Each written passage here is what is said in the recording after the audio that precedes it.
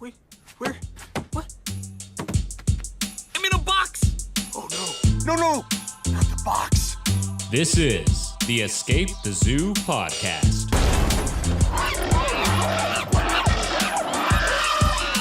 With your host, Daniel Clark. Hello, everyone. Welcome back to the Escape the Zoo podcast, where we talk everything wildlife. I wanted to first apologize. I know I try and post every single Monday. I have missed the last few Mondays. It's been a bit of a crazy schedule between work and travel and all this stuff going on. So from now on out, it should be every single Monday going forward. I appreciate your patience and sticking with me. Today's guest is a very exciting one. Daisy Gilardini is a photographer and conservationist specialized in the polar regions and North American bears. Her images have been published internationally by groups like National Geographic, Smithsonian, BBC Wildlife, and many, many, many others. She is a Canadian Geographic photographer in residence. She's a member of the International League of Conservation Photographers, a fellow of the prestigious Explorer Club, part of the Swiss Nikon Ambassadors team, the SanDisk Extreme team, the Lowepro Storytellers team, and the SeaLegacy Collective. What else can you say? She's a powerhouse. It was a really interesting conversation. We talk a lot about her travels to the polar regions, what it takes to become a wildlife photographer, what we're up against in terms of climate change and biodiversity, and much, much more. I hope you enjoy this conversation as much as I did. So without further ado, here it is, my chat with the one and only Daisy Gilardini. Well, Daisy, thanks so much for taking the time to come onto the podcast. I am a huge fan of your work and have been for a really long time. And I'm so excited that we were able to make this happen, especially since I had to cancel yesterday because I got altitude sickness in Denver. But I watched a talk that you gave at the Annenberg Center for Photography. And I wanted just to start with your background a little bit because I thought it was really interesting that it all started with a stuffed seal. So can we talk a little bit about what I mean by that and kind of take it from there? Yeah, so my love really for the polar region, because that's what I do. That's my specialty. I do polar region bears and polar region. Started when I was only 4 years old, and my godparents got me a little stuffed seal, like a toy. And my mom would tell me stories about the seals that was living on and under the polar ice. And for me, at 4 years old, was super fascinating. And I still have that seal. It's in my room, in my bedroom, and quite often I take it with me on tour when I do the talks because it's my seal. So That's amazing. it's the cause of all my career, right? So the inspiration, if you want. And so I grew up with the idea I would become a vet because, I love the animal. I grew up in a little village in Switzerland, in the Swiss-Italian part. And I always thought about I would work with animals, but then things in life don't go out the way you plan it. And I ended up to become a Swiss expert in finance and accounting. And I opened up my accounting business, but I still had the desire to see the seals. And so in 1997, after actually saving my money for 7 years, I finally was able to embark on an expedition to Antarctica and see the seals. And that's how everything started. It's funny. I had a collection of stuffed animals just because I don't know why, but just over the course of my life, I collected like bears and seals and whales up until the time I was 25. And then I met my girlfriend and she came over my house one day and was like, what is going on with the 25 stuffed animals that are going on your bed? And I was like, I don't know. It's just, that's who I am. But long story short, after dating for a few years, those eventually slowly started making their way into the closet and no longer in my room. I still have in my room all the collection. Yeah, I have so just a thing for my stuffed animal. We've nailed it down to now we have a bunny rabbit and a sloth. So I was able to keep 2 of them, but I had to put the other 18 into the closet so people didn't think I was weird. So I think that's really interesting because I drew a lot of parallels to my own story where I grew up and I would summer every summer on Cape Cod, in Falmouth specifically. And one of the villages in Falmouth is Woods Hole. And the Woods Hole Oceanographic Institute is like the mecca of marine biology. So when I was a kid, I had like the whale stuffed animal. I always wanted to be a marine biologist. Long story short, you go to college. I ended up in finance and and then slowly but surely found my way over here, which is just really funny that the parallel. So when you were doing accounting in Switzerland, was it something that you always knew, I have this side project that I want to become my full career? Or was it something where you started making some money in finance and accounting, went on a trip to the Antarctic, and then were like, oh shit, this is something and I might be able to turn this into... I think it started with travels. And so the love of animals always been there. But I even worked for a summer in a zoo. Okay. The zookeeper, right? Because I wanted, just in between the studies of accounting. But I love the animals, so I had to find something. But of course, you grow up in Switzerland and everything turns around finances in Switzerland. And I'm pretty good with numbers, which is good. And I ended up doing that. And I really don't have any regrets, to be honest, because it really taught me discipline and good management. And that's probably why I can make a living now with my photography, because of my background, because I make choices not only by following really my art, but also, conscious financial choices that always helps if you want to be successful in something. Right. And so the accounting business actually gave me the finances to be able to travel.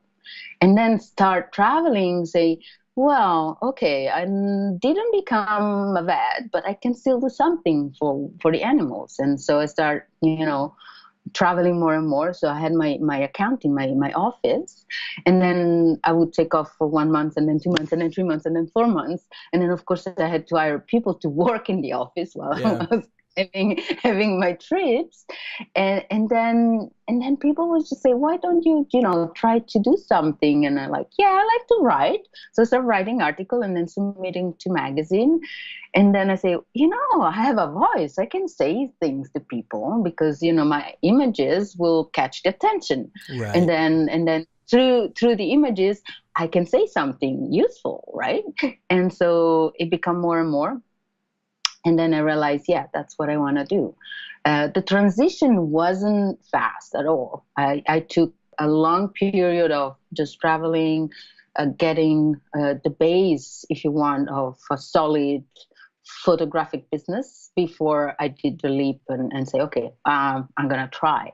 And, before I actually quit my day job, if you want, I already had a contract with Getty Images. And when I signed the contract, I say, okay, if Getty Images wants my images, means the quality is up there. Mm-hmm. So I maybe start thinking that I have the technicality that needed to be a professional. And so that was 2005. And in 2006, I sold the business. And now I have some saving. And I say to myself, I'm going to take 2 sabbatical and give it a try. Just try. If I go bankrupt, I go back to accounting, and if not, I will continue. And I haven't touched my saving ever since. So I'm still doing it and I'm loving it. No, that's amazing. And I think for me, I went to college for entrepreneurship and finance, and my dream was always to kind of follow my passion, build a business around my passion.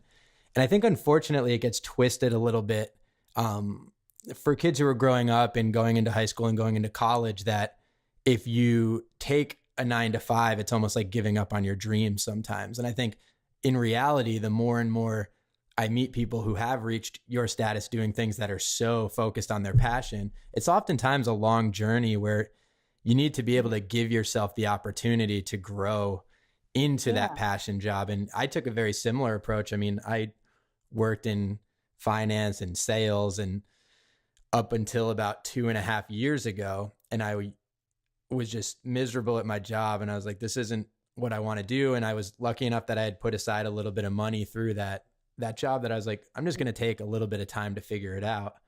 And I decided I wanted to go and film an endangered species. And so I was Googling online and I was like, what endangered species could I actually realistically not spend 6 months in the rainforest trying to find, or spend a ton of money trying to get out there to? And I learned about the Hawaiian monk seal, which is one of the most critically endangered marine mammals in the world. But at the same time, it's kind of a chubby thing that lies on the beach all day. I was like, I could probably go to Hawaii and find one of these and film them. And I made a relationship with a guy who runs a nonprofit who helps to protect them. And I said, hey, if you bring me around on your jet skis and we can find the Hawaiian monk seal, I'll make a video for you to help to promote your nonprofit. And just through that, we built a relationship, and I started asking him questions about why the seals were struggling so bad. And sure enough, he told me this crazy, weird story about all these feral cats on Hawaii, and they're spreading a parasite in their feces that gets washed in the ocean called toxoplasma. It's starting to kill critically endangered monk seals. And that's one piece of why they're struggling. But long story short, it brought me down this huge rabbit hole about seals and critically endangered birds and feral cats in Hawaii. And then I was like, well, this is interesting. And just because I had worked for 5 years leading up to that, I was like, instead of taking this money and investing in a condo or doing something like that, I'm just going to make a documentary on this and hope for the best. And sure enough, like, it's about to come. I'm about to finish it this week. It's been 18 months or something like that. But the only reason I'm able to do that is because I spent 5 years doing something that I didn't particularly enjoy. And I think oftentimes people would view that as failure in like terms of giving up on your dreams. But in reality, it was really just a necessary step. As long as that North Star is always there and you're kind of going towards that North Star, oftentimes it's not a straight line as to going towards it. So. You know, the fact is that we have to take decision when we are so young. I mean, at 14, 16 years old, what do you know about yourself? You don't know anything, right? Right. So you just say, well, whatever, you know, everybody's do that. I'll do that again, and then finally you find your passion. And I think the problem for a lot of our youth is that they absolutely don't know who they are and what they want. Right.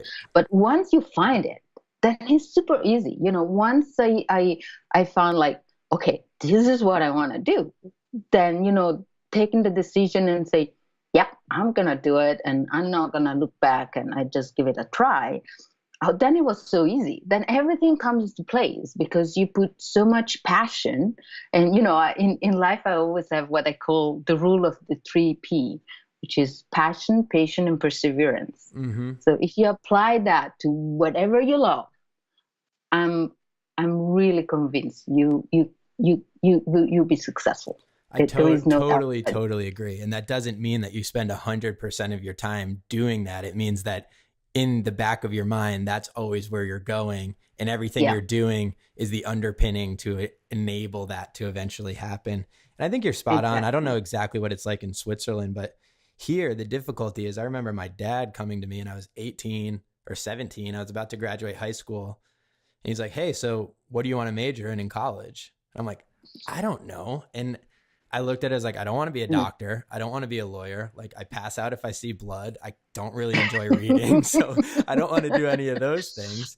So I was like, well, I would like to make some money. I was like, I'll just go into business. And then sure enough, like that basically put here it's like $40,000 a year to go to school, and you're doing something that you're like, I don't even know if this is necessarily what I want to be doing. And all of a sudden you have these 22-year-old kids who like had to make a decision when they're 18, now have $250,000 of debt. And you're like, oh, well, okay, but now I know what my passion is, but I still have to figure it out. And I loved the college experience and it was totally worth it. But I think there is that pressure for people to try and figure out what they're doing when they're between 16 and 18. That's totally unfair. And also the stigma attached with like taking some time to figure it out and not necessarily going to college or like just trying to take some time to figure out what you actually want to be doing. It's just like an unfortunate thing that we put on kids. Yep, absolutely. Yep. But anyways, not to make this about the whole education system. So once you started getting into this, what was it about the polar region specifically, as somebody who loves animals, loves seals, which you can find everywhere in the world? What is it that drove you to the polar regions?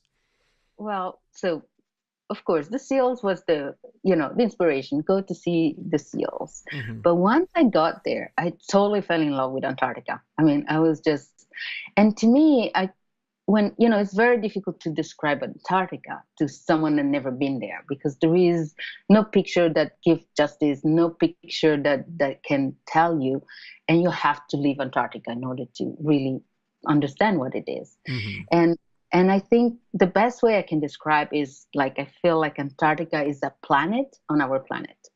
It's like creation happened, Yeah. and then everything stopped. There is no human being living there. And that's huge. That's really huge. The scientists, right? That some scientists stay over winter, but the fact that there is no human activities in the sense that living cities and polluting and stuff like that makes this just a unique place on Earth, like really unique. In the Arctic, you have the Inuit, you have the indigenous people living there, so it's a totally different vibe. But Antarctica, being so isolated, is just. And when people ask me, you're going to Antarctica, and I always say, well, you depart usually from South America, and that's hell. And then you have to cross the Drake. That's the purgatory. And then you get to paradise. It's a real paradise. And the Drake Passage, nowadays some companies offer to fly to Antarctica instead of doing the Drake Passage, which is 2 days, 2 good days of crossing. It can be really wild. If you're seasick, it can be treacherous. Yeah. But you have to go through that period of detachment from civilization and to prepare you for heaven. It's just like so unique. And the fact that there is no phone, there is no TV, there's no radio, there is nothing. You totally cut off. And for me, this is so precious nowadays. I think it's one of the very few places where I go and I live the present. There is no distraction. I am in the present. I live and breathe the present without thinking about pays to bills or deadlines or computer or social media or nothing. I'm in the present. I wake up, look out of my porthole, and there's beautiful iceberg. And you just dress and go out and breathe, the freshness of the cold, and it's just like so refreshing for your brain. Because at home, even without thinking, you are bombarded with negative energy. You switch on the TV, the news, well, it's depressing. You switch on the radio, well, there is always news, so there is always bad news going on, so it's depressing. And so even if you want to protect yourself, it's difficult, because you have all this external element that comes to you even without you wanting it. And maybe not in a conscious way, but is an unconscious way, it gets under your skin. Well, down there's nothing about that. There's no news, no TV, no newspaper, no nothing. So you can really be in a bubble and just live the present there. And the present there is amazing. It's just so beautiful. It's so powerful. And I think it's like really a break from everything. And that really gives me so much energy. Even if I work like 20 hours a day, I'm just so energized about all the beauty that is around me that it's so refreshing. It's just beautiful. I love that. And it's also an interesting thought that with the Drake Passage, you have to earn the right to be able to disconnect so strongly from this world. Like I've seen some of those videos of, we had Dan Westergren. You know Dan Westergren? He was a former director of photography at Nat Geo magazine.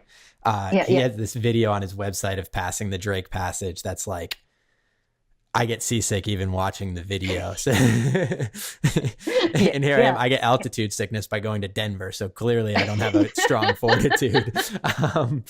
But it is cool to think of that disconnection. We talk about that a lot on the podcast, where I struggle with that a ton. I live in Los Angeles. I'm obsessive about natural world and wildlife. And yet I live in the most urban environment in the world. And just from sheer necessity, I've deleted my Facebook. I no longer consume Instagram. I just push out to Instagram. I've never really been into Twitter. I follow them because like for advertising purposes and like trying to build the podcast, it's important to like have a presence out there. I just can't interact with it because I become too stressed out. I think the biggest thing for me was I once forgot my phone when I was waiting in line for coffee, and there was maybe 2 to 3 people in front of me in line. And I was so uncomfortable and anxious because I had nothing to look at that I was like, this is unhealthy. I can't handle this. Yeah, but there is pro and cons. And it just right now, you have the alarm on the phone that comes up, and I was just have this app that tells you how much time you spend on your phone, and it just came out Sunday today, right? Yeah. And it comes out and say last year you spent an average of 2 hours a day in front of the phone, and I'm like, are you kidding me? Yeah. This is now, but 2 hours a day as an average. This is monstrous. What are you doing? This is insane, right? And then, of course, you do not realize because you do it when you have these dead moments, like you are on a line in the coffee shop and you just scroll and see what's going on. Yeah. So that's the bad side. In the other hand, I think that this technology, Instagram, the platform, the connectivity among billions of people, give us, as conservation photographers and scientists in general, give us a platform that is super powerful. Like we can reach in a fraction of a second, we can reach literally hundreds of millions of people. Sure. That we can influence, we can, educate. That was never before in history. We never had such a powerful means of communication.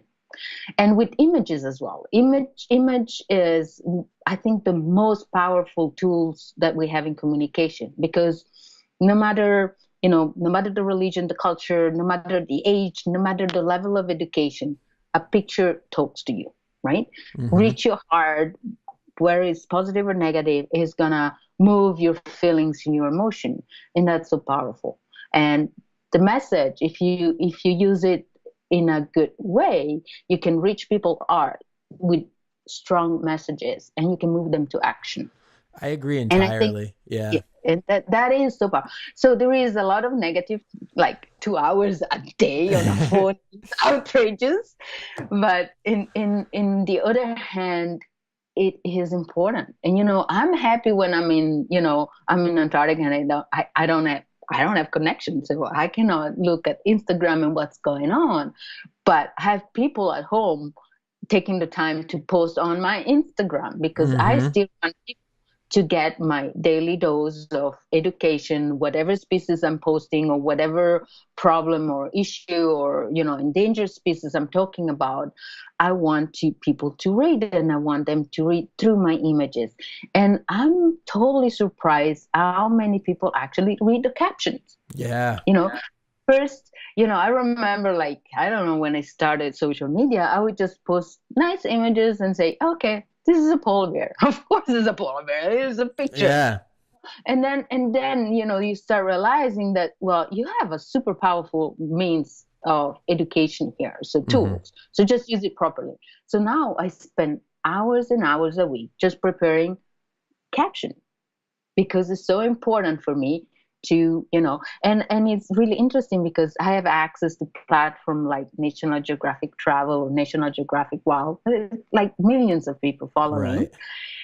And it, when they send you the contract, they say, well, if you do not have time to write a caption, do not post. Oh, Don't do a post. I love that. Because the caption is important. So either you say something useful and meaningful, or please do not post. Yeah, I think that's so important. Yeah, and so it's a double-sided thing. Somehow there is abuse and there is a lot of negative stuff, but there is tons of really positive stuff in social media. I almost think it's like it's really positive from a cultural, societal standpoint at scale, but it's very dangerous on the individual level. And so it's like this weird balance of how can you keep individuals safe in consuming this and not overriding their brain, while understanding that the value is so tremendous from a societal standpoint and moving moral and cultural values forward. And that's why I get like, I think what's so important that we really need to push on is there's this big movement to start addressing Facebook, and how a lot of what they've started to recognize is that people interact a hell of a lot more when it's negative things that they're talking about. And that's why I think there's so much negativity on Facebook, because people know that it gets the emotions going. They're talking about it a lot. And I think we need to lose sight of the business focus of Facebook and I mean, obviously this is easier said than done with a company that large, but when you're strictly focused on trying to establish and create a conversation that's largely negative and like politically driven and emotionally driven, it takes away from the power that you could be building to foster more positivity in the world and move values forward. And I think the most difficult task as conservationists that we have ahead of us is, I think the best thing we can do for wildlife is to keep pushing towards a more urbanized environment, because I think the more we can consolidate humans, take advantage of the economic value of bringing a lot of people together and the efficiencies of bringing people together, you can create more wild spaces and just leave them to be wild. But the difficulty in that is you're inherently disconnecting people from the wild experience. And through doing that, it's really hard for people to be empathetic and care about wild animals and wild places if they're not experiencing them on a day-to-day basis. And things like Instagram and things like Facebook are so powerful in allowing people to be like, oh my God, I can't believe a place like Antarctica even exists. Yeah, exactly. And images like your own that allow people to connect with that. It's just so important. Yeah, absolutely. And I really, really believe in the sheer power of beautiful images, just to move feelings and move people. Because I think people are going to react and do something positive only if you touch the art, only if you move their feelings and you only if they love what they protect, they're going to protect it. If not, they don't care, right? So we have as a conservation photographer, is really our duty. It's the duty to just put out these images and try to make people fall in love with our subjects so that they care about it. And unfortunately, like with the UN new report on biodiversity, 1 out of 8 species are in danger of extinction. And I think that we are at a point right now that is no longer, the problem is no longer about protecting species. The problem now is protecting human species. That's maybe the clue and the key to make people react now, because, now we are destroying our environment, our habitat, the human species habitat, so that it's so inhospitable that we are going to choke on the air we're breathing. We are going to be poisoned by the water we're drinking. And so maybe, hopefully, that will make us react and take action. It's really time to stop talking and take action, because technology is there. We know the problem. We totally know the problem. It's years that we're studying the problem of climate change and all of that. Even if you look at the car industry, how many years? I mean, at least 30 years since electric car were, tested, and we're not there yet. 30 years. Technology is there 30 years ago, and we haven't done anything. Now, slowly. So the technology is there. The solutions are there. We know the solution. Now it's just time to act and put them into action. Just do it. I agree entirely. And I think climate change has been so conceptual for people, and it's almost such a daunting problem that's what leads to some of the apathy that's happened over the last 30 years. But now I think it's come to the forefront so much that you're truly starting to see, oh, wow, visibly these corals are bleaching, or visibly Malibu is on fire, or visibly like Miami's going underwater, that we're like, oh shit, this is real and we need to start addressing it. Yeah, and the thing is, it's happening now. Yeah. You switch on the TV, and last summer I was like, looking at these wildfires here in Canada and California, and I'm like, I'm looking at my husband and say, it is happening. It is happening now. We are just witnessing it, and nothing is done. Yeah. Or little is done. Yeah. At least like there's two things that I hold on to like great hope about. And one is that technologies are being developed that if they're invested in enough can really help to change this problem. Like things that I forget exactly what the mechanism is, but I was reading the other day about this, something they can release into the air that actually goes in and like absorbs the carbon that's being, or not the carbon, the methane that's being introduced into the air. I know that there's this like weird new study that if you feed cattle, which are like the number one contributor to methane in the world, that if you feed cattle this certain type of seaweed, it reduces their methane emissions by like 90%. There's some crazy stuff that's going on that even who's the kid, Boya, the guy who's doing the big ocean pollution plastic project. That's there's just so many good things going on that hopefully as social media helps to bring these issues to the forefront, that this stuff's real and kind of happening all around us, that things will change for the better. And I think that comes full circle when it comes to talking about the captions and the ability for art to help progress that. I think the UN report that you just mentioned, where 1 million species are at risk of extinction, is something that's come into popular culture, like that really disseminated. I think most people listening have probably heard of that report. But even myself, I haven't fully read the report yet. It's just like daunting to be like, oh, I have to read something. Whereas what I loved is I looked at your image of the Pinta tortoise, and it enabled two things, which is one, I could look at a beautiful image of a tortoise and I'm like, oh, that's interesting. And very quickly I could read a caption that talks about the UN report, explains that 1 million species are at risk of extinction, and puts that into my mental at the forefront of what I'm talking about. But also more importantly, and I think this also happened with Sudan, the last male northern white rhino that passed away this year. Oftentimes we think of extinction as something that's very impossible to actually happen. And if it does, it's to a random plant species or a little frog that we've never heard about in the rainforest. Whereas with Sudan, it was like, holy shit, that's a massive rhino. And for years, I never even heard of that. It's a Pinta tortoise that was a beautiful tortoise in the Galapagos, which is one of the world's most unspoiled places, that also went extinct in the last 10 years or something to that extent. 2005, is that what it was? Yeah.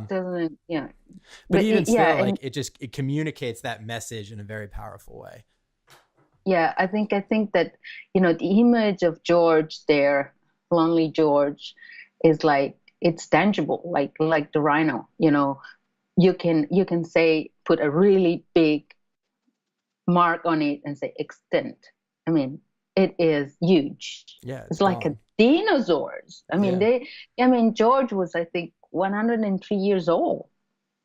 I mean, it's just and it's gone. Yeah, it's forever.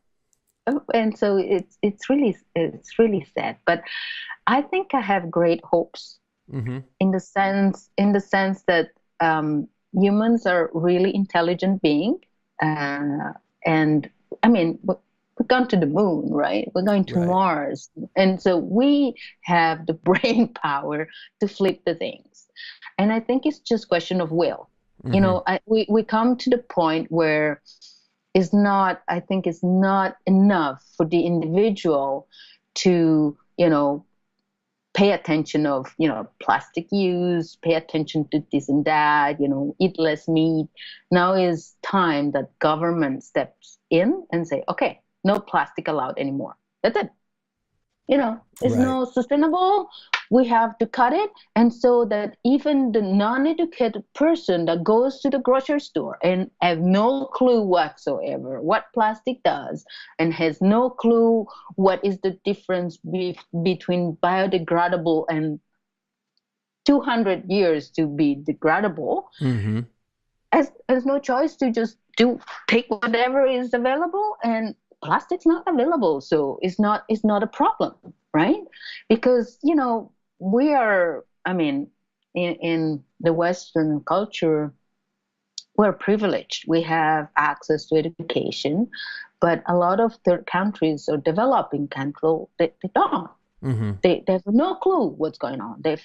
plastic, whatever. Just water is clean. I'm going to drink it from the bottle. And they totally don't think about the consequences because they have other things to think about, which is Right. survival, which we are so in a comfortable situation. We have computers, we have everything we need, and we're wealth and health. And so these people, they don't have choices.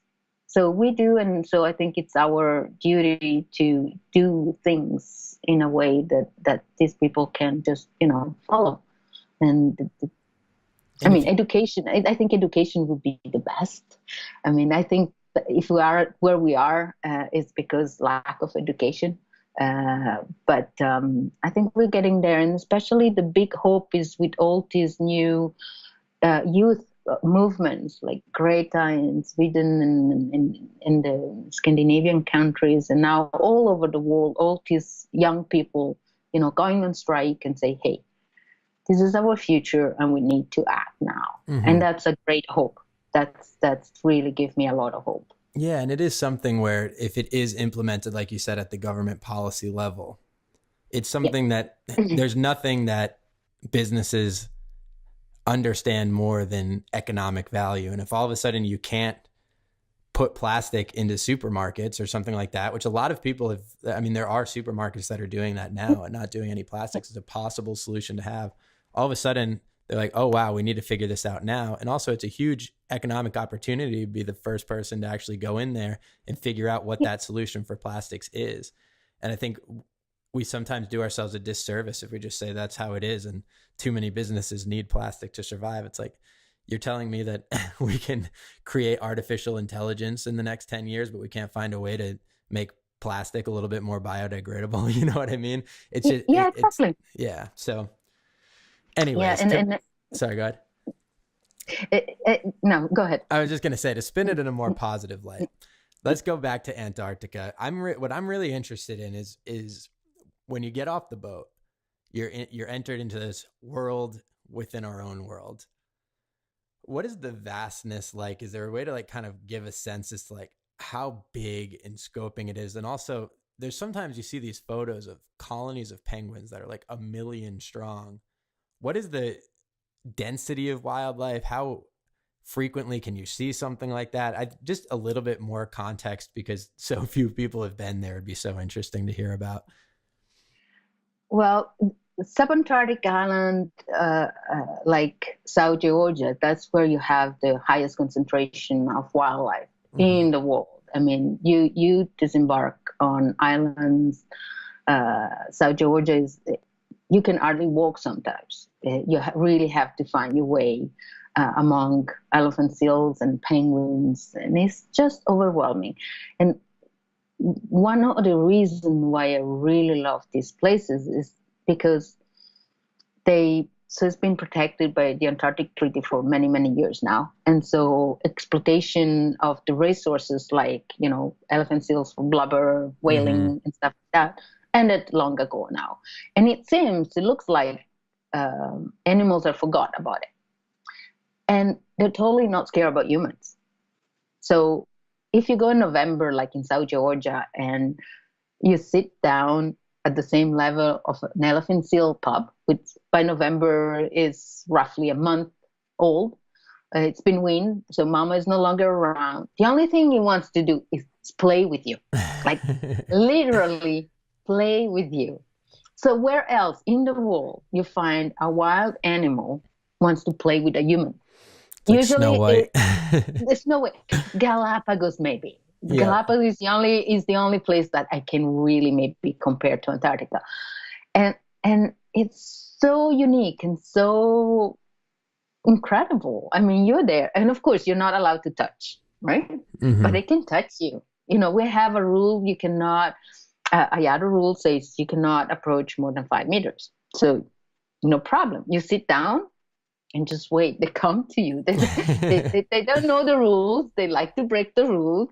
And here you are. You have them laying on your laps and just looking at you like that. And it's just priceless. It's just really something that nowhere else in the world can happen. It's amazing. Yeah. and it's so precious. And there is a lot of controversy about these close encounters, especially with elephant seal pups. IATO, which is the organization that regulates tourism in Antarctica, is kind of skeptical about these close encounters. But I'm really and I hope they're not going to forbid that to happen. Them, because now they're talking, maybe if an animal approach you, you have to step back. And I hope they never do that, because it's really, you're not putting in danger on the animals. You're not touching, so you're not getting them used to you. By the way, they don't have any humans down there that can harm them. There is no hunt, there is no nothing. So it's not a question of getting them used to humans. Right. So that they are in danger, and they're totally harmless. They just want to play. And I think it's what you can take from that experience back to our civilization is an amazing experience that will actually allow you to be ambassador for these places better, because you talk about it in such an enthusiastic way that needs to be protected. There's no way around it. You need to protect that, because it's the only place on earth that can happen. So if and it's controversy, traveling to Antarctica, because of course you have a carbon footprint impact, and it's, the ship burned carbon fuel. So, right. And quite often, you put yourself in the situation like questioning, okay, do I do good or not? And at the end of the day, I'm kind of, my conscience is okay, because first of all, I produce images that I'm going to be put to work and shared, not only with the public, but with organizations that fight for the well-being of these places. They've been used to raise money for charities for this organization. And also, for me, it's most important, through photography, my goal is to create more ambassador for this environment. And there is nothing better than an ambassador out there. The more ambassador there is out there, the better, because they can spread their feeling, they can spread the passion, they can spread the concerns. And that's the thing that I think it's really good. Just the more we know about these places, the more we know about the experiences we can have, and the better it is for protecting these environments. Yeah, I agree entirely. And I also think one of my favorite conversations I've had on this podcast is with Carl Safina, who wrote What Animals Think and Feel. And I think those types of encounters with things like elephant seals, it humanizes animals in the sense that people understand. I think it's very easy to lose sight of the fact that animals live lives that are worth living, and that oftentimes people almost think of them as like computers or machines that are just like doing like habitual habits, that it's like a frog ribbits and he's just on repeat, and that's just like what he does until he dies. And like an ant goes and it builds its colony until it dies, and it's just like almost like a repeated cycle that doesn't have a level of emotion or intelligence. And I think when you look at those elephant seals that are coming and they want to play with you, and then they do have those, when they grow, they become these massive 3-ton animals that have intense fights over females, and they have kids that they wean and grow up with, and they rub each other, like they live in such like close communities and stay together for warmth. There's just so many, no matter what species you talk about, when you get on a very detailed level, you understand a few things. And obviously there's exceptions to the rule, but that they have lives that are worth living, that they have emotional capacities, that they understand what's going on, that they do have an interaction with each other and with the natural environment. And it's so easy to lose sight of that. And that's why I totally agree that something like that elephant seal, you look at that and it's like, especially the adults, like they're kind of scary looking animals. And then you can see I wouldn't want to play with them. Yeah, exactly. I'll leave those ones to play with themselves. But like when the little babies come up to you, you're like, oh my God, that's like a little toddler. That's a 3 to 5 year old human who's like excited to learn about the world, to see the world, to experience the world. And you understand that exploiting something like that should have the emotional repercussions or like the consciousness of exploiting a 3 to 5 year old human.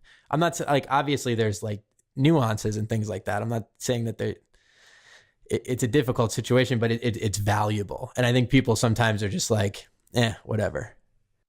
Yeah, that's true. And also, I would say things are changing. I think that younger generation and our generation as well, it's like more, they have feelings, right? But I remember my dad, I would say, no, animals do not have feelings. Right. What are you talking about, Dad?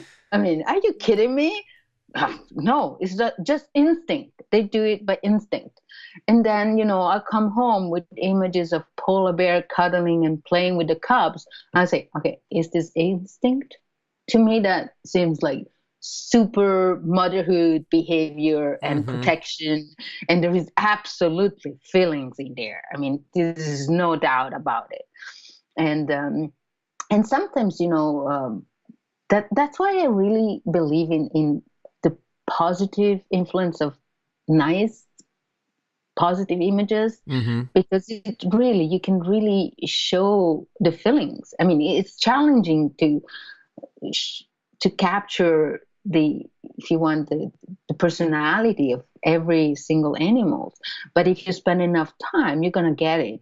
And that's why it's important photography, because you're gonna take that feeling into someone else's home and make them realize that, hey, they are living creatures with feelings. So we should respect them as we respect our own.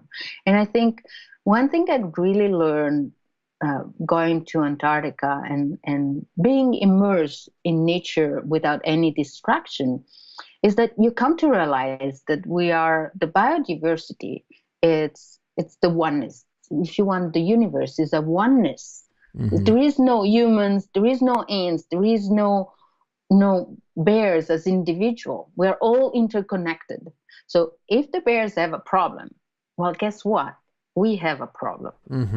Because that means that their habitat is melting, is something happening. Well, in all the world, that's going to repercussion all over the world, and at the end on us. Because if the ice is melting, the currents of the sea are going to change. The currents of the winds are going to change. Now you have part of our planet that is warming up, part that are cooling down, right, as well. And that is drought and floods, and that has repercussion on our food chain, right?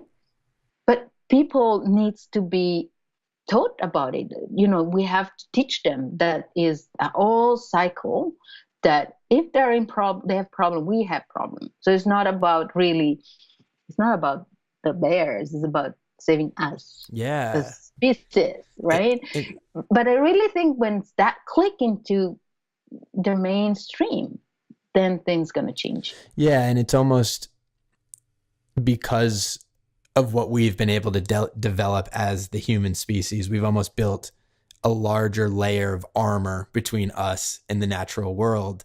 And you can start to see that the species who don't have the smallest armor and the most susceptible, they're starting to get crushed. And I think even outside of bears and stuff, when you look at how drastically the smallest of the insect populations have gotten destroyed, and then right after that, you think of the next susceptible, as they often say, amphibians, or like the canaries of the coal mine, like amphibians are getting crushed. It's like the more susceptible at the bottom tranches of the food chain are just getting destroyed. And then slowly that starts going up to the people who have more and more protections, like the larger predators. And then eventually will be us. But acting like there's not the connection that it's coming up and like going to eventually reach us. It's just not true. I think that's a really good point. It's a oneness, and it's like we're all in this together type vibe versus us versus them. Yeah, and the thing is that these little creatures that are disappearing more than anything else, they're actually the basement. If we don't have basement, the house gonna fall sooner or later, right?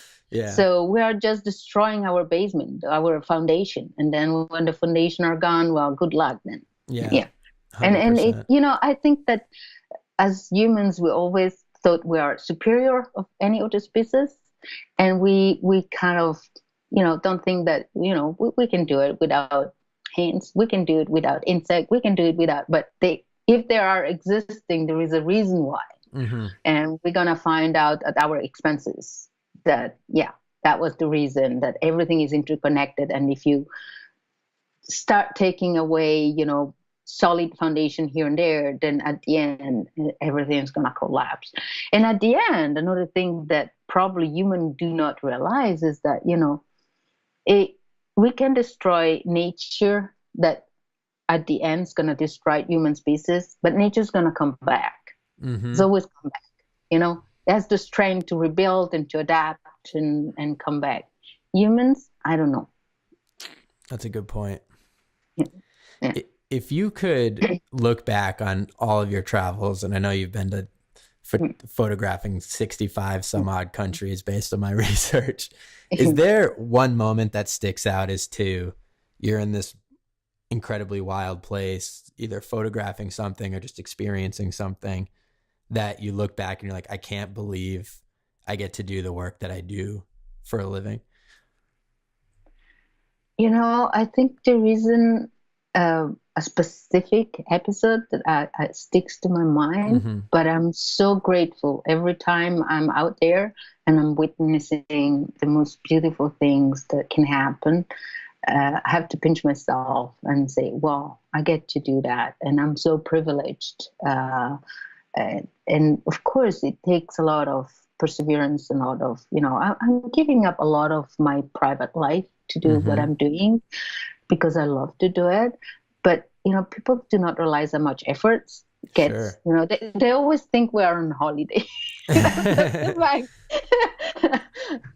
And I'm not complaining, but you have to give up a lot of your life, Mm-hmm. private life, in order, friends and relationships and these is tough things. But how every time I'm out there and I have the privilege to interact with wildlife or simple, beautiful landscape like in Antarctica or the Arctic in Svalbard, for me, it's just a mission to try to capture the beauty that we have now for future generation, Mm-hmm. and trying to wake up people that are living it now and say, hey, we can really do something to protect it, because we are slowly going to destroy everything if we go ahead like that. And so it's a bigger, meaningful project, if you want, and I'm really enjoying doing it, and and sharing with the world. How many days of the year are you traveling? Roughly, some years more and some years less, but roughly 9 months a year I'm on the road. Wow. Yeah, That's intense. it is intense. I'm lucky my husband quite often comes with me. Oh, that's good. Yeah, so that's good. Is he a photographer don't as well? He's an artist. He's a watercolor painter, and Cool. Different medium, same goal, same love, same passions. Good match, no competition. Not like Paul Nicklin and Christina Mittermeier. They're like, Yeah.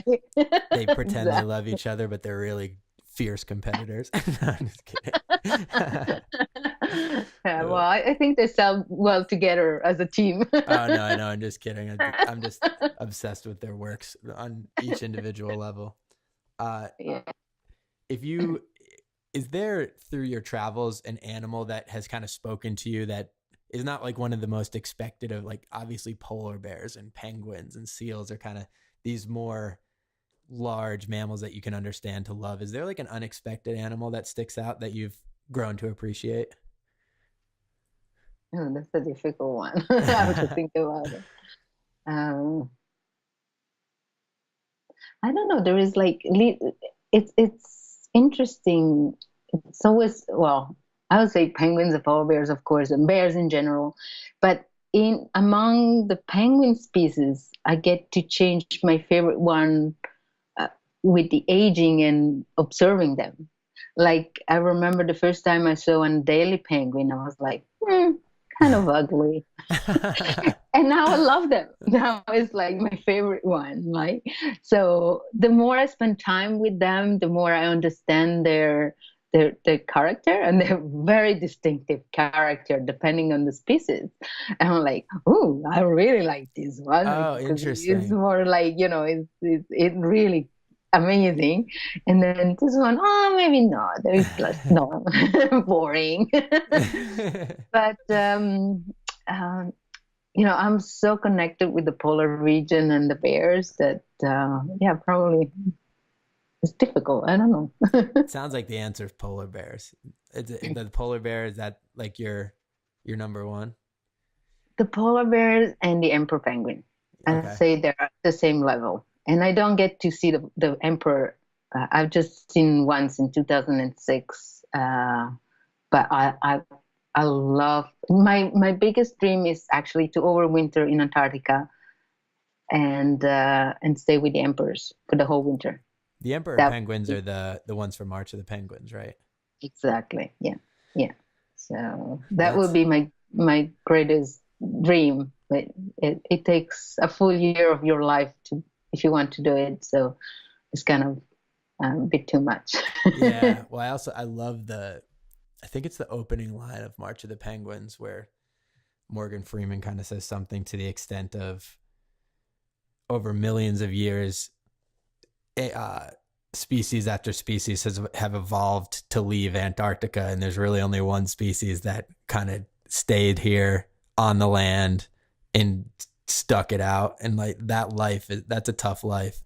And I think the perseverance of the emperor penguin is something that I think everybody could take a little bit of a life lesson from. Those things are amazing. They are extremely incredible. I mean, the fact that they have totally different reproduction cycle compared to the other penguin. They actually breed in the winter at minus 90 Celsius. Ugh. I mean, this is just how can someone survive, right? And so it's just they're just amazing. Yeah, just those two species, the polar bears and the emperor penguin, are totally my favorite. Absolutely. What about the polar bear specifically? Is there something about that type of bear or that animal that really speaks to you? It's so I photograph polar bears quite a lot in Wapoos National Park, which is the southernmost standing area in the world in Manitoba, Canada. And I'm just impressed of how they are so tender with the cubs. Yeah. They're amazing mothers. I mean, they have these two little cubs and they bite their ears and nose and they climb and play, and the poor mom wants to sleep and they bite, and she doesn't do anything. She just, it's just the patience they have. It's just unbelievable. And the fact that they have, to face temperature. I mean, when they come out of the den is like minus 40, minus 50 Celsius. So extremely cold. Yeah. And they just take care of this little thing and they go with their lives. It's just amazing how they live. I mean, again, a lot of, I love that. If you could recommend to listeners your favorite book and documentary that are kind of based in the wildlife world, are there anything that jump up to the forefront? Based on that reaction, I don't know. For listeners, for sure. the squint on Daisy's face, or like the pain that question just caused, is very prominent. It's so broad as far as documentaries goes. Unfortunately, I don't have much time to read. So books, I'm kind of really put me in the spot there. No, me too. I say that I need to stop asking that question because I almost get the same reaction every time, and I don't read very much either. So I'm always like, which I'm really ashamed of. I know, me too, but yeah, I'd rather watch Our Planet on Netflix. For sure. I just watched the last BBC Dynasties on Emperor Penguin, and it was just amazing. See, that's my dream. That's what I want to do. Just spend the full year with the emperors and see the whole cycle.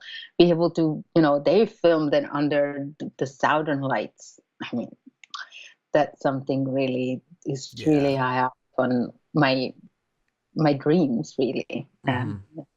So yeah, I think Dynasty. If you just go online and just watch Dynasties, because BBC did a really amazing job. Yeah.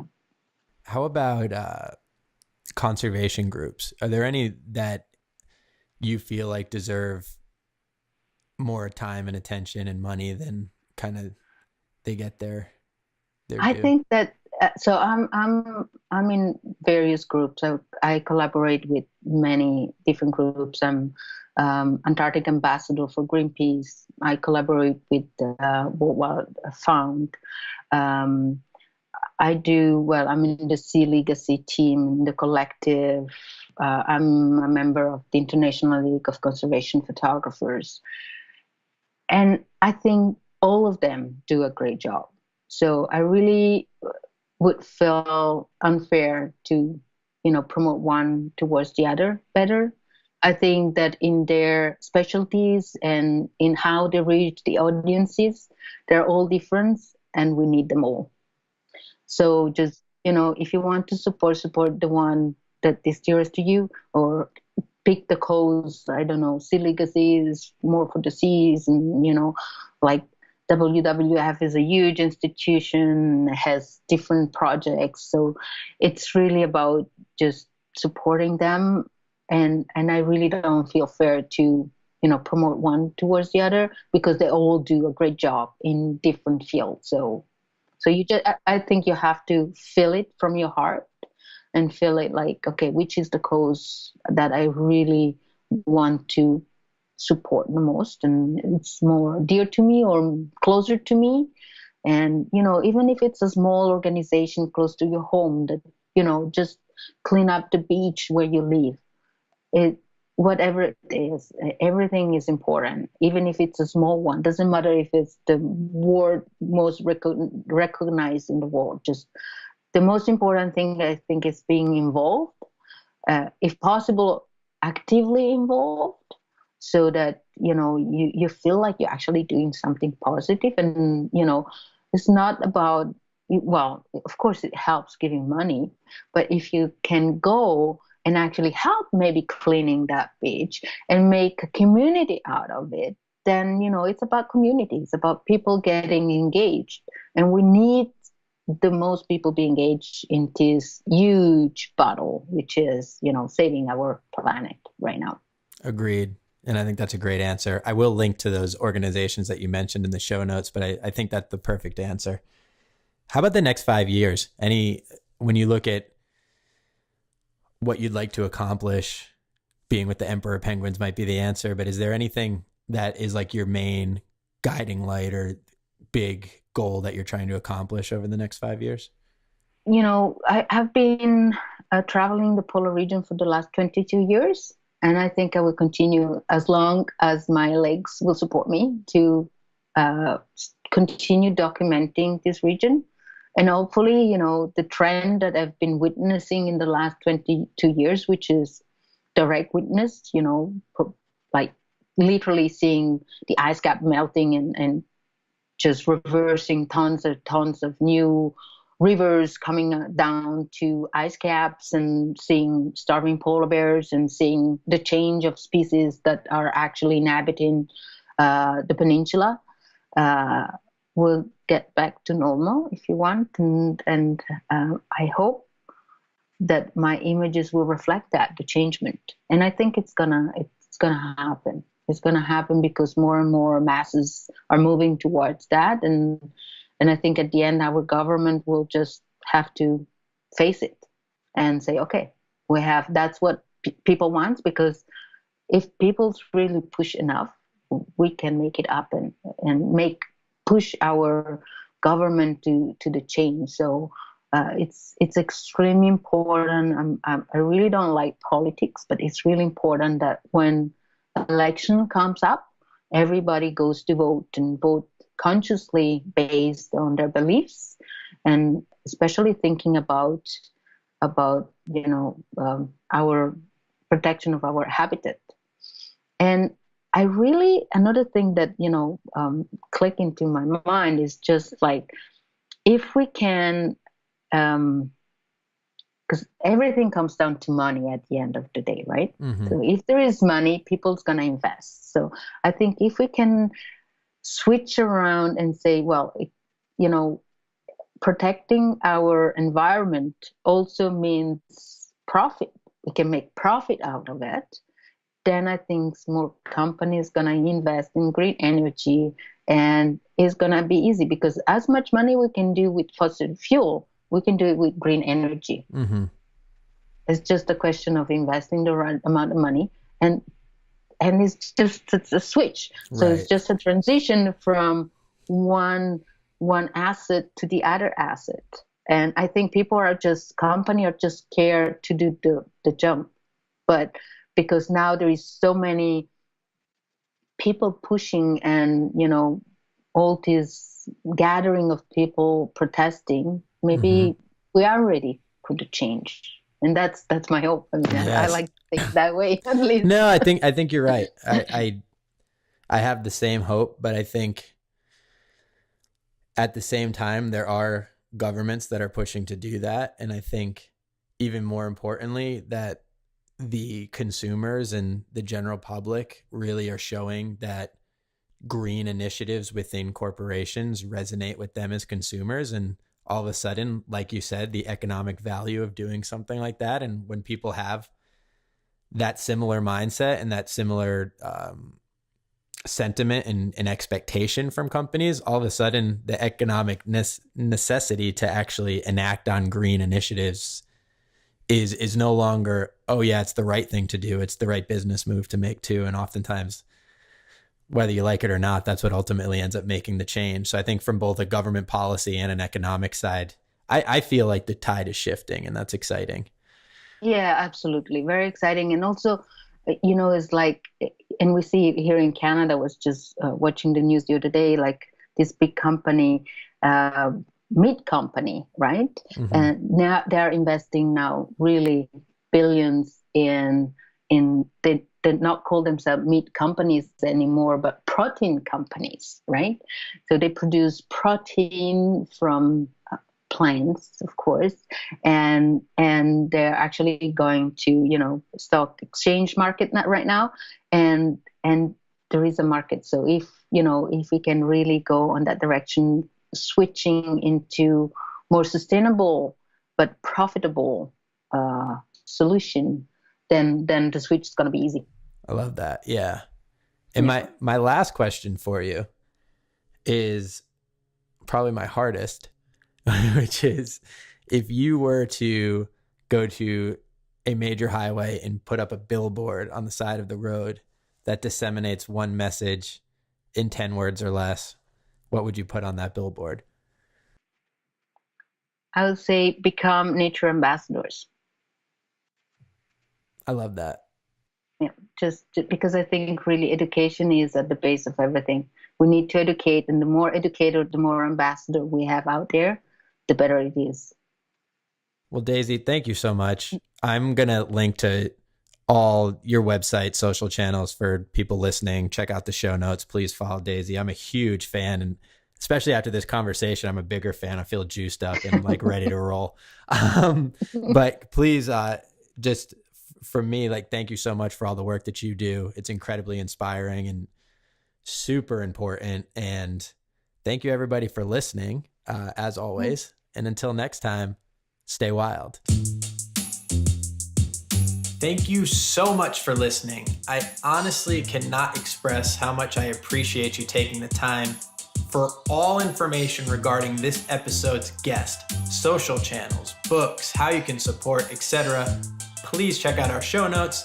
If you enjoyed listening, please subscribe to the podcast.